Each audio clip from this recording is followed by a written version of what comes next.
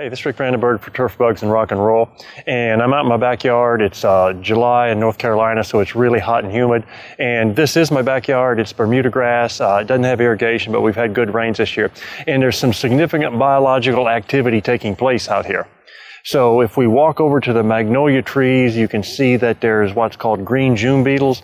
They're all over it, and then they take in those trees, they eat, they mate, they get ready to lay eggs, and you'll see the females flying over the turf grass somewhat in circles, and then they land and they crawl down into the grass and they lay their eggs. So the key thing here is not that that's new information for any of you, that beetles lay eggs that hatch into grubs, but using this as an indicator for the time of application.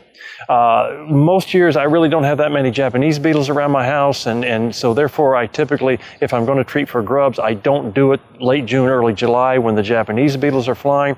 It's usually the green June beetle, they're out flying, and they lay their eggs mid-July all the way into August.